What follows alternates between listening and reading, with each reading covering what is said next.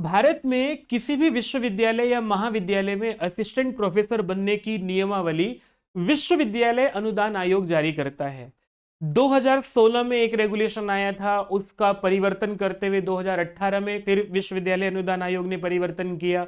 एक छोटा सा परिवर्तन 2018 में किया करते हुए 2024 रेगुलेशन आया था। और अभी 6 जनवरी 2025 को यूजीसी ने एक नया रेगुलेशन ड्राफ्ट जारी किया है, यूजीसी रेगुलेशन 2025। इसमें न्यू एजुकेशन पॉलिसी के आधार पर, नई शिक्षा नीति के आधार पर बड़े परिवर्तन किए गए हैं। विद्यार्थियों, असिस्टेंट प्रोफेसर बनने की न्यूनतम योग्यता, प्रमोशन होने की योग्यता और बहुत सारी ऐसी बातें हैं जिनको बदला गया है। क्यों बदला गया उन पर भी मैं आप लोगों के बीच में चर्चा करूंगा। क्या बदलाव हुए हैं उनको तो विस्तार से जानेंगे ही। और सबसे बड़ी बात यह है कि उन नियमों का धरातल पर कैसे प्रयोग होगा, कैसे इंप्लीमेंट होगा, उन पर भी चर्चा करेंगे। वीडियो लंबी हो जाएगी लेकिन ध्यान से देखेंगे तो आप लोगों को आसान भाषा में समझ में आएगा कि असिस्टेंट प्रोफेसर बनने के नियमों में कुछ परिवर्तन हुआ भी है या नहीं हुआ है, या जो यूट्यूब पर इतना हल्ला हो रहा है कि ये हो गया है, वो हो गया है, वो हल्ला कहीं व्यर्थ तो नहीं है। सारी बातें जानेंगे। प्रणाम, मेरा नाम है अवधेश विद्यालंकार। आप लोग जुड़े हैं आपकी अपनी संस्कृत पाठशाला से। एक बड़ा परिवर्तन क्या हुआ इसको बताते हुए वीडियो को शुरू करता हूं। असिस्टेंट प्रोफेसर बनने के लिए पहले पोस्ट ग्रेजुएशन में 55% अंक ला करके उसके बाद आपको नेट, जेआरएफ या फिर पीएचडी क्वालिफाई करना पड़ता था, पीएचडी पूरी करनी होती थी, तब असिस्टेंट प्रोफेसर बनने के हम योग्य हो पाते थे। मतलब आप लोग जो हैं जिस विषय में असिस्टेंट प्रोफेसर बनना चाहते हैं उस विषय में यदि किसी को हिंदी का असिस्टेंट प्रोफेसर बनना है तो हिंदी में पोस्ट ग्रेजुएशन करके नेट या फिर जेआरएफ क्वालिफाई करना होगा, या फिर हिंदी में पोस्ट ग्रेजुएशन में 55% अंक ला करके पीएचडी पूरी करनी होगी, तब जाकर के कोई व्यक्ति असिस्टेंट प्रोफेसर बन पाता था। ये नियम थे। इन नियमों में परिवर्तन करते हुए बड़ा परिवर्तन जो कहा जा रहा है वो ये है विद्यार्थियों कि पोस्ट ग्रेजुएट कैंडिडेट भी अब असिस्टेंट प्रोफेसर बन पाएंगे। बिना नेट, जेआरएफ के, बिना पीएचडी के भी असिस्टेंट प्रोफेसर बनने की न्यूनतम योग्यता जो है वो विश्वविद्यालय अनुदान आयोग ने तय की है, पोस्ट ग्रेजुएशन में 55% अंक लेकर के आना। सारी बातें आप लोगों के साथ डिस्कस करते हुए मैं पहले आपको विश्वविद्यालय अनुदान आयोग की वेबसाइट पर लेकर के चलता हूं। 6 जनवरी को ये रेगुलेशन जारी हुआ है और इससे पहले एक लेटर जारी हुआ है विद्यार्थियों। ये लेटर है, ये आप लोगों को लेटर कहता है कि सार्वजनिक सूचना है कि यूजीसी ने अपने यूजीसी रेगुलेशन में परिवर्तन किया है। जो 2018 का रेगुलेशन था उसमें परिवर्तन करते हुए जो मिनिमम क्वालिफिकेशन है असिस्टेंट प्रोफेसर बनने की, उनमें परिवर्तन करते हुए एक नया रेगुलेशन जारी किया है जिसको हम लोग यूजीसी रेगुलेशन 2025 कहेंगे। और इसका जो ड्राफ्ट है वो अभी, ड्राफ्ट का मतलब ये होता है ये नियम अभी पक्के नहीं है। इन पर अगर किसी को कोई आपत्ति है या कोई सुझाव है या कोई एप्लीकेशन ऐसा है जो हम कर सकते हैं, वो मांगे जाते हैं। विशेषज्ञों की राय मांगी जाती है, वो राय मांगी गई है। हालांकि बहुत कुछ बड़ा परिवर्तन होगा भी नहीं, ऐसा नहीं है कि किसी में कोई बड़ा परिवर्तन कर दिया जाएगा। राय मांगी जाती है, विशेषज्ञों के सुझाव मांगे जाते हैं, तो वो कोई थोड़ा बहुत परिवर्तन किसी नियम में होता है तो होता है, नहीं तो लगभग ज्यों का त्यों नियम रहता है। पर अगर आप लोगों को किसी नियम पर अपना कोई सुझाव देना है तो इस मेल आईडी पर अपना मेल करके सुझाव दे भी सकते हैं। और इसको ये 5 फरवरी 2025 तक सुझाव मांगे गए हैं। उसके लगभग 10-15 दिन के अंदर अंदर ये नियम फाइनल हो जाएंगे और फाइनल होकर के 2025 का ही रेगुलेशन लागू हो जाएगा। और इस नियम के लागू होने के बाद से असिस्टेंट प्रोफेसर बनने के यही नियम रहेंगे। विद्यार्थियों, एक और रेगुलेशन जारी किया है जो कि लीव्स को लेकर के है, एजुकेशन लीव को लेकर के, सीएल को लेकर के या ड्यूटी लीव को लेकर के, किस तरह का प्रोबेशन पीरियड कितना रहेगा, इन सब को लेकर के एक नियम अलग है, एक और रेगुलेशन जारी किया गया है। उसमें फिर कभी अलग से चर्चा करेंगे। वर्तमान वीडियो में, इस वीडियो में मैं आप लोगों के साथ चर्चा करने वाला हूं minimum qualification for appointment and promotion of teachers and academic staff in universities. ये जो नियम है, ये जो रेगुलेशन है, इस पर, इस रेगुलेशन में विद्यार्थियों में पहले आप लोगों को वही वाला पेज दिखा देता हूं जिसमें कि कहा गया है कि असिस्टेंट प्रोफेसर बनने की जो न्यूनतम योग्यता है वो क्या होनी चाहिए। डायरेक्ट रिक्रूटमेंट जो असिस्टेंट प्रोफेसर की है, मिनिमम क्वालिफिकेशन क्या होनी चाहिए, उसमें लिखा हुआ है कि पहला तो ये है विद्यार्थियों के आपको यूजी डिग्री है ना, ग्रेजुएशन डिग्री आप लोगों की जो है, जो लेवल 6 है, एनसीआरएफ लेवल 6, ये क्या है इसको समझाने, इसको भी मैं विस्तार से बताऊंगा आप लोगों को। अगर आपको जो है, आपने ग्रेजुएशन डिग्री की हुई हो जो कि लेवल 6 है 75% अंकों के साथ, अगर किसी व्यक्ति ने ग्रेजुएशन डिग्री की हुई है लेवल 6 75% अंकों के साथ और उसके साथ उसने पीएचडी डिग्री की है तो वो एलिजिबल है। या फिर किसी व्यक्ति ने लेवल 6.5 पर जो है वो पोस्ट ग्रेजुएशन किया हुआ है और उसके बाद पीएचडी की है तो वो असिस्टेंट प्रोफेसर बनने के लिए एलिजिबल है, जो कि पहले भी होता था। दूसरा नियम यह है कि पोस्ट ग्रेजुएशन डिग्री आप लोगों ने कर ली है, पोस्ट ग्रेजुएट हैं आप, और उसके साथ साथ आप लोगों ने नेशनल एलिजिबिलिटी टेस्ट पास किया है या फिर किसी राज्य का सेट पास किया है, तो उस राज्य में असिस्टेंट प्रोफेसर बनने के लिए पहले भी पात्र होते थे, अब भी पात्र हैं। जो नया नियमों में बदलाव किया गया है वो ये है कि अगर किसी कैंडिडेट ने पीजी डिग्री लेवल 7 पर की है, जैसे कि किसी ने एमई या एमटेक किया है 55% अंकों के साथ, तो वो असिस्टेंट प्रोफेसर बन पाएगा। और इनमें 5% की छूट भी है, रिजर्व कैंडिडेट्स को जो है, रिजर्व कैटेगरी के कैंडिडेट्स को 5% की छूट भी है, मतलब 50% अंक है तो भी असिस्टेंट प्रोफेसर बन पाएगा वो व्यक्ति, ऐसा यहां पर कहा गया है। अब इसमें दो बातें हैं, एक तो आप लोगों को बड़ी प्रसन्नता हुई होगी, चलो नेट से पीएचडी से मुक्ति मिली, एक बात। दूसरी बात, आप लोगों के मन में प्रश्न भी होगा कि एनसीआरएफ क्या है। मैं पहले एनसीआरएफ क्लियर कर देता हूं आप लोगों को। नेशनल करिकुलर फ्रेमवर्क जो है ये क्या कहता है, लेवल का मतलब क्या है। अगर किसी व्यक्ति के पास 12th के बाद यूजी सर्टिफिकेट है कोई, तो 4.5 उसका लेवल बनता है। यूजी डिप्लोमा किसी ने किया हुआ है तो 5 बनता है, और किसी ने बैचलर डिग्री की हुई है तो वो लेवल 5.5 बनता है। ठीक है, बैचलर डिग्री के साथ पीजी डिप्लोमा किया है या फिर 4 साल की वो किया है, हाँ बैचलर डिग्री के साथ किसी ने पीजी डिप्लोमा किया है तो वो लेवल 6 बनेगा। और लेवल 7 बनेगा पोस्ट ग्रेजुएशन किसी ने किया हुआ है, जैसे कि ग्रेजुएशन 3 साल का उसके बाद 2 साल का पोस्ट ग्रेजुएशन किया हुआ है तो विद्यार्थी ये बनेगा लेवल 7। और लेवल 8 बनेगा डॉक्टरल डिग्री पीएचडी करने के बाद। तो ये लेवल हुआ जिसके आधार पर आप लोगों को कहा गया है। और लेवल 6.5 का मतलब ये हुआ कि आप लोगों ने 5 साल का जो है वो पीएचडी किया हो और पोस्ट ग्रेजुएशन किया हुआ हो, 3 साल का ग्रेजुएशन 2 साल का पोस्ट ग्रेजुएशन किया हुआ हो, उसके साथ आप लोग नेट क्वालिफाई करेंगे तो आप असिस्टेंट प्रोफेसर बनने के लिए एलिजिबल होंगे। आपने बहुत सारी यूट्यूब वीडियोस देख भी ली होंगी और उन सब में ये कहा भी जा रहा होगा कि अब असिस्टेंट प्रोफेसर बनने के जो नियम है उनमें ये परिवर्तन हो गया, हो भी गया है। लेकिन विद्यार्थियों, धरातल पर आप लोगों को जब इसका इंप्लीमेंट देखोगे ना, मैं आपको पहले इस नियमावली में एक चीज लेकर के चलता हूं कि नियमावली में क्या कहा गया है। अगर आप लोग ध्यान से समझेंगे, मैं आपको कोई झूठी दिलासा नहीं देना चाहता कि किसी ने पोस्ट ग्रेजुएशन कर लिया तो वो असिस्टेंट प्रोफेसर बन जाएगा, मुझे उससे किसी व्यूज से भी मतलब नहीं है, लेकिन किसी व्यक्ति के भविष्य के साथ खिलवाड़ करना मैं नहीं चाहता। तो उसके लिए मैंने आप लोगों को इसको इस नियमावली में लिखा हुआ है कि असिस्टेंट प्रोफेसर बनने के लिए जो है वो देखो, यहां ये कहा गया है कि असिस्टेंट प्रोफेसर बना जाएगा मेरिट के आधार पर। तो भाई विद्यार्थियों, आप लोगों को अपने मन में ये नियमों को सुन करके धारणा नहीं बना लेनी चाहिए कि पोस्ट ग्रेजुएशन के आधार पर जो है वो असिस्टेंट प्रोफेसर बन जाएंगे। तो इसका इंप्लीमेंट ये होगा कि मेरिट में आप हमेशा पिछड़ जाएंगे। आपको नेट भी क्वालिफाई करना होगा, जेआरएफ भी क्वालिफाई करना होगा, बहुत सारे रिसर्च पेपर भी लिखने होंगे, आप लोगों को बहुत सारा पीएचडी भी करनी होगी, सब कुछ करना होगा। बल्कि बिना पीएचडी के आपका प्रमोशन ही नहीं हो पाएगा, कोई इंक्रीमेंट नहीं हो पाएगा आपकी सैलरी में, आपके लेवल में। तो ये तो आप लोगों को एक झूठा दिखावा ऐसा अपने मन में मत पालिएगा कि ठीक है असिस्टेंट प्रोफेसर बना जा सकता है, न्यूनतम एलिजिबिलिटी है, लेकिन मेरिट में आप कभी भी अपना स्थान नहीं बना पाएंगे। इसका एक धरातल का इंप्लीमेंट ये है। क्यों कह रहा हूं मैं ये वाली बात, इस रेगुलेशन को पूरा पढ़ करके आप लोगों को ये बात समझ में आ जाएगी। इस रेगुलेशन में ये कहा गया है कि 2018 का जो रेगुलेशन था उसमें हमने परिवर्तन किया है और ये रेगुलेशन 2025 कहा जाएगा। हर एक विश्वविद्यालय पर ये अप्लाई होगा, कोई विश्वविद्यालय भारत का ऐसा नहीं है। और ये कह रहे हैं जिस दिन ये नोटिफिकेशन फाइनली आ जाएगा उस दिन जो है वो फाइनली ये इसका इम्प्लीमेंटेशन जो है वो माना जाएगा, और उस दिन से बाकी सारे के सारे जो हैं वो रिवाइज हो जाएंगे। सारे नोटिफिकेशन इससे पहले के थे वो समाप्त हो जाएंगे और ये लागू हो जाएगा। और रेगुलेशन जो है वो क्वालिफिकेशन को लेकर के बताएगा। इस रेगुलेशन में हमने एजुकेशन क्वालिफिकेशन क्या होनी चाहिए वो एक्सपीरियंस को लेकर के, और accomplishment for appointment and promotion of assistant professor, associate professor, professor, assistant librarian, या विश्वविद्यालय में जितनी पोस्ट होती है सबके लिए हम चर्चा कर रहे हैं। ऐसा इन्होंने कहा है। और इसमें यह भी कहा गया है विद्यार्थियों कि विश्वविद्यालयों को तो इमीडिएट इफेक्ट से लागू करना पड़ेगा, हर विश्वविद्यालय में तुरंत लागू होगा ये वाला नियम।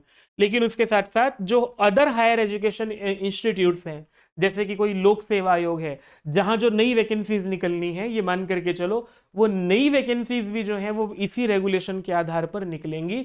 उनको भी ये मान करके चलिए कि आप लोगों को वहां एक अच्छा काम ये हो जाएगा, जैसे किसी लोक सेवा आयोग में आप लोगों को परीक्षा देनी है, तो वहां जो यूजीसी पोस्ट ग्रेजुएशन के साथ जो यूजीसी नेट की बाध्यता थी, उसमें परिवर्तन ये हो जाएगा कि आप लोगों को एग्जाम देने का मौका मिल जाएगा। एक बड़ा फायदा बस ये होगा आप लोगों के लिए यहाँ पर, मतलब असिस्टेंट प्रोफेसर पोस्ट ग्रेजुएशन करते ही आप किसी लोक सेवा आयोग में वैकेंसी निकल करके वहां आवेदन कर पाएंगे, और आवेदन करके फिर अपना अच्छा स्कोर ला करके असिस्टेंट प्रोफेसर इंटरव्यू के आधार पर बन पाएंगे।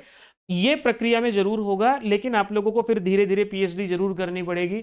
नेट क्वालिफाई करते हैं, जेआरएफ क्वालिफाई करते हैं तो अच्छा है, नहीं करते हैं तो पीएचडी जरूर करनी पड़ेगी, क्योंकि उसके बिना आपका कोई प्रमोशन नहीं होगा। असिस्टेंट प्रोफेसर बन करके भी जो है आप लेक्चरर तक ही रह जाएंगे, आप असिस्टेंट प्रोफेसर के सारे लेवल क्रॉस नहीं कर पाएंगे। तो ये है एक अच्छा लाभ विद्यार्थियों, ये है कि आप लोगों को इस रेगुलेशन के लागू होते ही बस ये जरूर होगा। ठीक है, एक इसमें करियर एडवांसमेंट स्कीम है। वह जब एक असिस्टेंट प्रोफेसर बन जाएगा कोई व्यक्ति, तो उसके करियर में क्या क्या चीजें समय समय पर उसको ट्रेनिंग दी जाएगी, वो क्या होगी ट्रेनिंग, उस पर भी चर्चा करेंगे हम लोग। और एक जो है इसमें जो मेरिट बनेगी वो, या जो इसमें जो नियम लागू होंगे वो नेशनल क्रेडिट फ्रेमवर्क, मैं करिकुलम बोल रहा था, नेशनल क्रेडिट फ्रेमवर्क जो है इसके आधार पर होगा, और मैंने लेवल आप लोगों को वो बता ही दिया है ये। ठीक है विद्यार्थियों, इस नियमावली में इस ड्राफ्ट में जो है बाकी तो चीजें आप लोगों को पहले से पता ही है। टीचर का मतलब असिस्टेंट प्रोफेसर होगा, ये होगा, बाकी तो चीजों की जरूरत नहीं है कुछ ऐसा देखने की।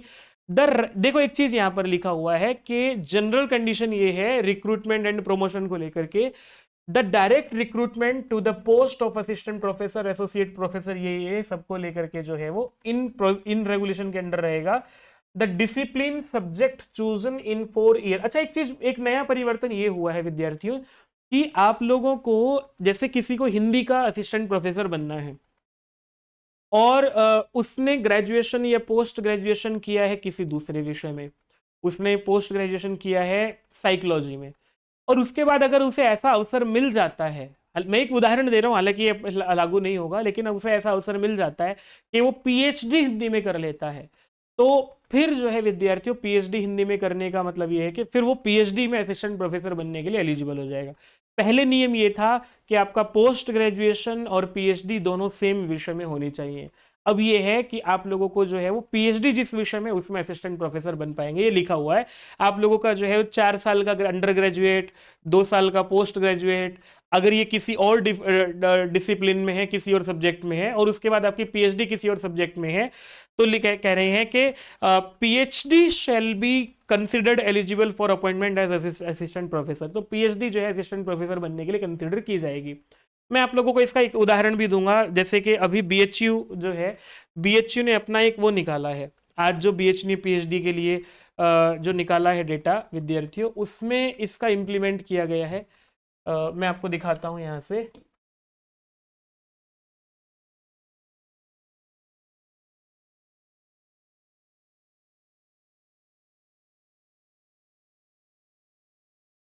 पीएचडी का इंफॉर्मेशन बुलेटिन ये बीएचयू का है। जैसे किसी व्यक्ति को नेचुरो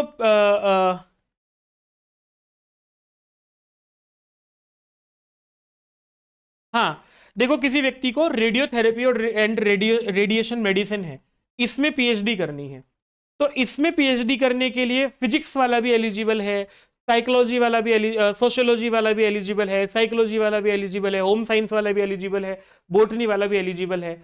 कोई व्यक्ति ग्रेजुएशन पोस्ट ग्रेजुएशन फिजिक्स में करके आता है और वो पीएचडी कर लेता है रेडियोथेरेपी एंड रेडिएशन मेडिसिन में, तो वो इसमें असिस्टेंट प्रोफेसर बनेगा, न कि फिजिक्स में। आप लोगों को अब ये नियम समझ में आ गया होगा कैसे लागू होता है। तो ये अलाइड सब्जेक्ट्स कहलाते हैं, जिस विषय में पीएचडी करनी है उसके अलाइड सब्जेक्ट्स जो हैं वो यहाँ दिए हुए हैं। आप लोगों को बीएचयू का नोटिफिकेशन मैंने वीडियो किया है, वो जाकर के देख लीजिएगा, चैनल पर वीडियो सेक्शन में दिख जाएगा। तो अलाइड सब्जेक्ट किस विषय के कौन से हैं वो भी आप लोगों को इससे पता लगता है, और पीएचडी जिस विषय में आप लोगों ने कर ली है उसी विषय में आप लोग असिस्टेंट प्रोफेसर बन पाएंगे। ये महत्वपूर्ण बात है यहाँ से। और आगे कह रहे हैं कि भाई विद्यार्थियों अगर आपका पोस्ट ग्रेजुएशन डिफरेंट सब्जेक्ट में है, लेकिन आपने नेट फिर जिस सब्जेक्ट में किसी और सब्जेक्ट में कर लिया है, आप जो है वो नेट किसी भी सब्जेक्ट, जिस सब्जेक्ट में नेट हो जाएंगे उसमें असिस्टेंट प्रोफेसर बनने के एलिजिबल हो जाएंगे आप लोग, ये कहा गया है। और जो रिजर्व कैटेगरी के कैंडिडेट्स हैं उनको 5% की छूट दी जाएगी।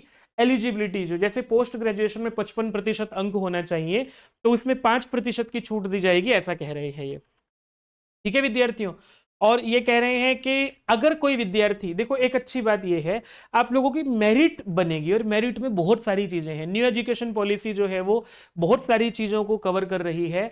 आपका समाज में क्या योगदान है, आपके पास कोई ऐसी विशेष योग्यता क्या है। कोई व्यक्ति हिंदी का अध्यापक है, हिंदी का विद्यार्थी है, लेकिन वो बहुत अच्छा गिटार बजाता है, वो गिटार का नेशनल लेवल का चैंपियन है, या कोई वो जो है उसने कोई अपना स्टार्टअप किया है, ये उसने जो है वो अपना विद्यार्थी रहते रहते जो है कोई अपना स्टार्टअप कर लिया, बिजनेस शुरू किया, वो बहुत अच्छा चला, तो ये सब चीजें उसकी योग्यता जो है वो सब काउंट होगी, और असिस्टेंट प्रोफेसर बनने में उसको सहायता करेंगे, इनके आधार पर असिस्टेंट प्रोफेसर बन पाएगा वो। तो और कोई व्यक्ति एक से अधिक भारतीय भाषाओं में योग्य है, पारंगत है वहां के, लेकिन सबके सर्टिफिकेट होने चाहिए, तो उस कह रहे हैं कि 1 और more qualification in Indian language medium में बी इनकरेज्ड। तो अगर कोई व्यक्ति जो है वो एक से अधिक भाषाओं में कोई डिग्री कर लेता है या कोई सर्टिफिकेट कर लेता है, तो उनको लाभ मिलेगा। ठीक है, किसी ने कोई नोटेबल कंट्रीब्यूशन कर दिया है, कोई ऐसा समाज में कोई ऐसा कार्य कर दिया है कि जो बहुत बड़ा काम हो गया है, कोई व्यक्ति यूट्यूब पर आकर के बहुत ज्यादा फेमस हो गया है कोई सोशल वर्क करने में,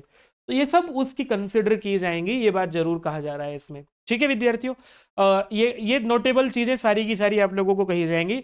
देखो मैं जो आप लोगों को बात कह रहा था विद्यार्थियों की, पहली दृष्टि में हमें ये लगता है कि यूजीसी का जो रेगुलेशन है वो हमें पहली दृष्टि में बताता है कि असिस्टेंट प्रोफेसर बनने के लिए हमारे पास जो है वो पोस्ट ग्रेजुएशन होगा तो हम असिस्टेंट प्रोफेसर बन पाएंगे।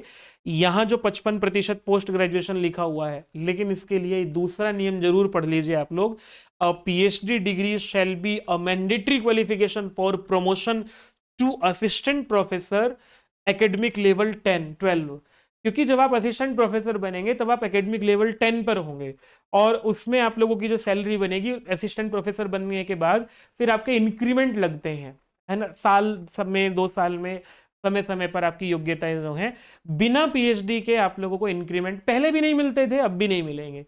तो ये तो आप लोगों को विशेष ध्यान में रखना है। तो जो आप लोगों को कोई ऐसे भ्रमित किया जा रहा है या कोई ऐसा कह रहा है कि बस अब ये हो जाएगा वो हो जाएगा, और आप अपने मन में ख्याली पुलाव बना लें, तो उससे बचिएगा विद्यार्थी। नेट जेआरएफ को कहीं कम नहीं किया गया है, असिस्टेंट प्रोफेसर बनने के लिए पीएचडी को कहीं कम नहीं किया गया है, बल्कि और अधिक वरीयता दी गई है। बस ये है कि आपका कोई नोटेबल, थोड़ा सा नियमों में फ्लेक्सिबिलिटी दी गई है, और कुछ भी नहीं है, ये बात ध्यान में रखना। ठीक है, और यहाँ पर विद्यार्थी आप लोगों को कहा गया है कि हाँ, जैसे एक बात आप लोगों के मन में रहता है, अगर आप एमफिल कर रहे हैं, एमफिल तो अब नहीं होती है, पहले आपने एमफिल किया है, पीएचडी कर रहे हैं, पीएचडी कर ली है, तो पीएचडी में किसी के मान लिया 5 वर्ष लग गए हैं, तो क्या 5 वर्ष जो है वो उसके टीचिंग एक्सपीरियंस में काउंट होंगे? नहीं होंगे। लिख दिया है, the time candidate take to acquire MPhil and PhD degree shall not be considered as teaching या रिसर्च एक्सपीरियंस। तो वो रिसर्च एक्सपीरियंस में, टीचिंग एक्सपीरियंस में काउंट नहीं होगा, उसके अलग से नंबर नहीं मिलेंगे, क्योंकि पीएचडी के अलग से नंबर आपको पहले दे दिए गए हैं, तो रिसर्च एक्सपीरियंस में आप इसको दोबारा से काउंट नहीं कराएंगे। ठीक है, ये कह रहे हैं। और आप लोग किसी विश्वविद्यालय में कोई वाइस चांसलर किसी एससी एसटी ओबीसी के या माइनॉरिटी के, या कोई ऐसा व्यक्ति है, दिव्यांग व्यक्ति है, कोई महिला है, उनको नॉमिनेट कर सकता है, मतलब बिना किसी प्रक्रिया के, बिना किसी प्रक्रिया तो नहीं, बिना किसी परीक्षा के, सीधा विश्व कोई व्यक्ति ऐसा दिख जाए समाज में कि बहुत बढ़िया कार्य कर रहा है, विश्व वाइस चांसलर सीधा अपने असिस्टेंट प्रोफेसर बना सकते हैं उसको, लेकिन उसके लिए एससी होना चाहिए, ST, OBC, minority, women, person, ये सब होने चाहिए। लेकिन उसकी जो सिलेक्शन कमेटी होगी उसमें उसकी कास्ट के या उसके कैटेगरी वाले लोग जो है वो नहीं होने चाहिए। सिलेक्शन कमेटी एक अलग कैटेगरी की होगी, ताकि वो कैटेगरी वाइज लाभ ना दे सके, योग्यता के अनुसार लाभ दिया जा सके, इसलिए। तो ये बात हुई यहाँ से समझने की। और विद्यार्थियों, मिनिमम रिक्रूटमेंट को लेकर, मिनिमम रिक्वायरमेंट को लेकर के मैंने आप लोगों को बता ही दिया कि असिस्टेंट प्रोफेसर बनने के लिए आप लोग जो है वो लेवल 6 पर 75% अंक होने चाहिए, या फिर लेवल 6.5 पर 55% अंक हो और उसके साथ पीएचडी हो, लेवल 6.5 पर आप लोगों को 55% अंक हो और उसके साथ यूजीसी नेट क्वालिफाई किया हो तो असिस्टेंट प्रोफेसर बन जाएंगे। पीजी जो है उसके आधार पर आप किसी भी राज्य में होने वाले लोक सेवा आयोग के एग्जाम को दे पाएंगे, ये जरूर मान करके चलिए आप लोग, ठीक है। Yoga, music, performing arts, visual arts and other traditional Indian art form like sculpture, drama, तो ये जो कुछ विशेष विधाएं हैं इनमें पूरी छूट दी गई है कि योगा में कोई भी व्यक्ति, आपके पास कोई भी डिग्री है, योग में जो है असिस्टेंट प्रोफेसर बन सकता है, बशर्ते उसके पास उसकी पीएचडी हो, बशर्ते जो है पीएचडी नहीं भी हो लेकिन उसकी योग्यता इस तरह की हो जो योग पढ़ा सकता हो, म्यूजिक पढ़ा सकता हो, क्योंकि संगीत एक ऐसी विधा है वो आपकी पढ़ाई कहीं से भी हुई हो लेकिन आपको संगीत का नॉलेज है ये हो सकता है। तो इसके आधार पर आप लोगों को ये कुछ ऐसी विधाएं हैं जिनमें कोई भी व्यक्ति असिस्टेंट प्रोफेसर बन सकता है, ऐसा कहा गया है, बशर्ते उसके पास ये चीजें होनी चाहिए, ठीक है। कुल मिलाकर के ये रहा। देखो विद्यार्थियों, मैं बात आप लोगों को बस एक इस पूरे पूरे के पूरे नोटिफिकेशन की जो काम की बात थी मैंने आप लोगों तक समझा दी है आसान भाषा में, लेकिन एक बात यहाँ कही गई है, अच्छा एसोसिएट प्रोफेसर बनने के लिए वो सब योग्यता तो जो की त्यों है ही, और बिना पीएचडी के, क्योंकि ऊपर कहा गया था प्रमोशन जो है वो बिना पीएचडी के नहीं होगा, तो पीएचडी जरूर करनी पड़ेगी, नेट जेआरएफ जरूर करना पड़ेगा, लाभ होगा मतलब आप लोगों को मेरिट में तभी आ पाओगे। जैसे ऐसा होता है ना अभी भी नेट करके जो है वो विद्यार्थी एग्जाम देते हैं, कहीं पीएचडी में इंटरव्यू देने जाते हैं, किसी विश्वविद्यालय में इंटरव्यू देने जाते हैं तो उनका चयन नहीं हो पाता, ऐसा आगे भी होगा। पोस्ट ग्रेजुएशन के आधार पर आप मेरिट में हमेशा ही पीछे रहेंगे क्योंकि उनको पीएचडी के नेट के नंबर और दूसरे कैंडिडेट्स को मिलते ही रहेंगे। और दूसरी बात, आप लोगों का प्रमोशन भी नहीं होगा अगर आप लोक सेवा आयोग के माध्यम से एग्जाम दे करके लग भी जाते हैं, असिस्टेंट प्रोफेसर बन भी जाते हैं, तो आप लोगों को प्रमोशन नहीं मिलेगा बिना पीएचडी के। इसलिए तो अपना एक असिस्टेंट प्रोफेसर बनने के लिए पीएचडी तो जरूरी है, ये आप लोग इस नियम से समझ करके चलिएगा, बजाय किसी यूट्यूब भ्रामक वीडियो के बहकावे में आकर के। 8 साल बाद जो है कोई व्यक्ति असिस्टेंट प्रोफेसर बनने के 8 वर्षों के बाद एसोसिएट प्रोफेसर बनता है, पहले भी ऐसे ही बनते थे, अब भी ऐसे ही है। और उसके बाद कोई व्यक्ति असिस्टेंट प्रोफेसर को अगर उसे 10 वर्ष हो गए हैं, 10 वर्ष के बाद minimum 10 year of teaching experience है या रिसर्च एक्सपीरियंस है, 10 वर्षों के बाद वो प्रोफेसर के लिए भी एलिजिबल हो जाता है। ये विद्यार्थियों इसमें से जो असिस्टेंट प्रोफेसर, एसोसिएट प्रोफेसर और प्रोफेसर की योग्यता है मैंने आप लोगों को बता दी है। अगर आप लोगों को इस विषय में कोई भी प्रश्न अपने मन में है वो जरूर मुझे छोड़िएगा, मैं आपको समझाने का प्रयास करूंगा। लेकिन मेरा इस वीडियो को बनाने के पीछे का उद्देश्य यही था कि आप लोगों तक ऑथेंटिक इंफॉर्मेशन पहुंचे और आप लोग अपने लक्ष्य को निर्धारित करते हुए आगे पीएचडी जरूर करें। बिना पीएचडी के आप लोगों को बहुत अधिक लाभ नहीं हो पाएगा असिस्टेंट प्रोफेसर बन करके भी। प्रणाम। आप लोग चैनल को सब्सक्राइब जरूर कीजिएगा और ऐसी ऑथेंटिक वीडियो के लिए आप लोग चैनल पर बने रहिएगा।